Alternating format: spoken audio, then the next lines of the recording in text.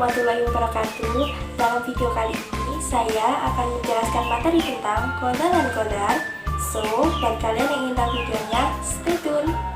Yang pertama yaitu pengertian qada dan qadar. Qada menurut bahasa berarti menentukan atau memutuskan. Sedangkan menurut istilah artinya segala ketentuan Allah Subhanahu wa taala yang ada sejak zaman azali. Adapun pengertian qadar menurut bahasa adalah memberi kadar, aturan, atau ketentuan. Menurut istilah berarti ketetapan Allah terhadap seluruh makhluknya tentang segala sesuatu. Firman Allah dalam Quran Surat Al-Furqan ayat 25 sebagai berikut, yang artinya, yang kepunyaannya lah kerajaan langit dan bumi, dan dia tidak mempunyai anak sekutu baginya dalam kekuasaannya. Dan dia telah menciptakan segala sesuatu, dan dia menetapkan ukuran-ukurannya dengan serapi-rapinya. Yang kedua yaitu iman kepada qada dan qadar.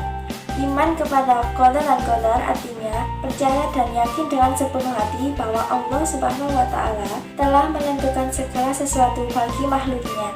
Firman Allah dalam surah Al-Hajj ayat 22 sebagai berikut, yang artinya, apakah kamu tidak mengetahui bahwa sesungguhnya Allah mengetahui apa saja yang ada di langit dan di bumi, bahwasanya yang demikian itu terdapat dalam sebuah kitab Lauh Mahfuz. Sesungguhnya yang demikian itu amat sangat mudah bagi Allah Subhanahu wa taala. Iman kepada qada dan qadar meliputi 4 prinsip, yaitu sebagai berikut. Pertama, yaitu iman kepada ilmu Allah yang qadim, tidak berpermulaan, dan dia mengetahui perbuatan manusia sebelum ia melakukannya.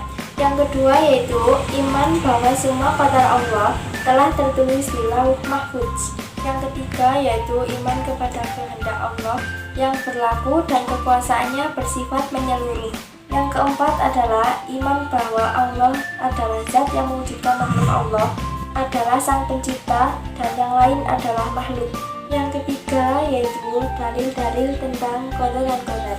Allah menjelaskan tentang qada dan qadar dalam firman-firman-Nya dan juga dalam beberapa hadis Rasulullah, diantaranya sebagai berikut. Yang pertama yaitu dalil-dalil Al-Quran. Yang pertama yaitu sesungguhnya kami menciptakan segala sesuatu menurut ukuran atau takdir. Terdapat pada Quran Surah Al-Qamar ayat 54. Yang kedua yaitu tidak ada suatu bencana apapun yang menimpa di bumi, dan tidak pula pada diri kalian, melainkan telah tertulis dalam kitab Lauh Mahfuz sebelum kami menciptakannya. Sesungguhnya yang demikian itu mudah bagi Allah Subhanahu wa taala. Terdapat pada Quran Surah Al-Hadid ayat 57. Yang ketiga yaitu dan tiap-tiap manusia telah kami tetapkan amal perbuatannya sebagaimana tetapnya kalung pada lehernya. Terdapat pada Quran Surah Al-Isra ayat 17. Yang keempat yaitu tidak ada musibah apapun yang menimpa seseorang kecuali dengan izin Allah Subhanahu wa taala. Terdapat pada Quran Surah At-Tagabun ayat 64. Yang kedua yaitu dalil as-sunnah atau hadis Rasulullah. Adapun penjelasan Rasulullah tentang qada dan qadar antara lain diriwayatkan oleh Imam Muslim dalam hadis berikut ini. Yang pertama yaitu sesungguhnya penciptaan salah seorang dari kalian dikumpulkan dalam perut ibunya selama 40 hari dalam bentuk nutfah atau sperma, kemudian berubah menjadi alaqah atau segumpal darah selama 40 hari, kemudian berubah menjadi mudghah atau sepotong daging selama 40 hari. Kemudian malaikat kirim kepadanya, kemudian malaikat meniupkan ruh padanya, dan malaikat tersebut diperintahkan 4 hal, yaitu menuliskan rizkinya, menuliskan ajalnya, menuliskan amal perbuatannya, dan menuliskan apakah ia celaka atau bahagia. Demi zat yang tidak ada Tuhan yang berhak disembah kecuali Dia, sesungguhnya salah seorang dari kalian pasti mengerjakan amal perbuatan penghuni surga, hingga ketika jaraknya dengan surga hanya 1 lengan, tiba-tiba ketetapan berlaku kepadanya, kemudian ia mengerjakan amal perbuatan penghuni neraka, dan ia pun masuk neraka. Sesungguhnya salah seorang dari kalian pasti mengerjakan amal perbuatan penghuni neraka, hingga ketika jaraknya ke neraka cuma 1 lengan, tiba-tiba ketetapan berlaku padanya dan ia pun masuk neraka dan ia masuk surga. Terdapat pada hadis riwayat Muslim. Yang kedua, dalam hadis lain, Rasulullah bersabda yang artinya sebagai berikut. Sesungguhnya, seseorang itu diciptakan dalam perut ibunya selama 40 hari menjadi segumpal darah. Kemudian, Allah mengutus malaikat untuk meniupkan ruh ke dalamnya dan menuliskan 4 ketentuan, yaitu tentang rezekinya, ajalnya, amal perbuatannya, dan menuliskan apakah ia celaka atau bahagia. Terdapat dalam hadis riwayat Al-Bukhari dan Muslim. Yang keempat yaitu macam-macam takdir. Para ulama berpendapat bahwa takdir itu ada 2 macam, yaitu sebagai berikut. Yang pertama yaitu takdir mu'alaq. Takdir mu'alaq yaitu takdir yang erat kaitannya dengan ikhtiar manusia. Misalnya, seorang siswa bercita-cita menjadi dokter. Oleh karena itu, ia belajar tekun untuk mencapai cita-citanya tersebut. Akhirnya, apa yang ia cita-citakan kenyataan. Dalam hal ini, Allah berfirman sebagai berikut. Bagi manusia, ada malaikat-malaikat yang mengikutinya secara bergiliran. Mereka menjaganya atas perintah Allah Subhanahu wa Ta'ala. Sesungguhnya, Allah tidak mengubah keadaan suatu kaum sehingga mereka mengubah keadaannya.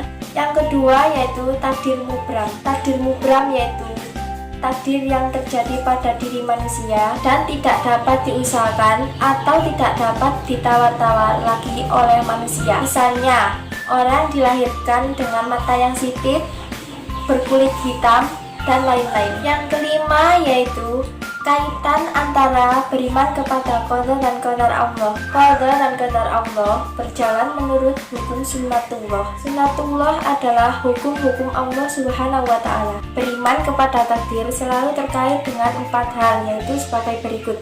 Yang pertama yaitu sikap optimis akan takdir terbaik Allah. Manusia mempunyai kemampuan terbatas sesuai dengan ukuran yang diberikan Allah kepadanya. Di samping itu, manusia berada di bawah hukum-hukum kauliyah dan kauniyah, hanya berbeda dengan makhluk selain manusia.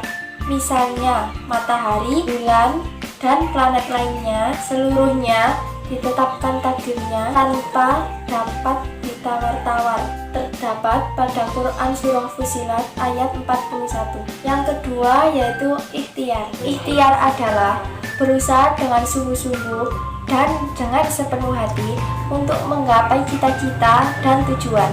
Firman Allah yang terdapat dalam Quran Surah Al-Anbiya ayat 21 sebagai berikut, yang artinya, sungguh mereka adalah orang-orang yang selalu bersegera dalam mengerjakan perbuatan-perbuatan baik. Patah Arab mengatakan manjada wajada, yang artinya siapapun orangnya yang bersungguh-sungguh akan memperoleh keberhasilan. Yang ketiga yaitu doa. Doa adalah ikhtiar batin yang besar pengaruhnya bagi manusia yang meyakininya. Firman Allah dalam surah Al-Baqarah ayat 2 sebagai berikut, yang artinya, aku mengabulkan permohonan orang yang berdoa apabila ia berdoa kepadaku.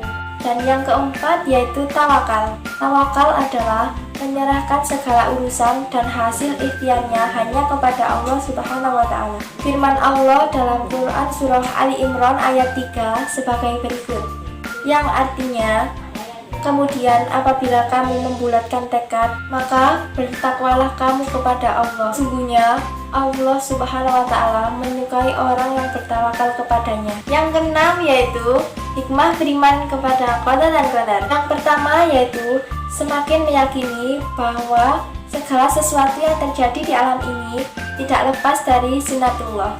Yang kedua yaitu semakin termotivasi senantiasa berikhtiar atau berusaha untuk lebih giat lagi dalam mengejar cita-cita. Yang ketiga, meningkatkan keyakinan akan pentingnya peran doa agar mencapai sebuah keberhasilan. 4.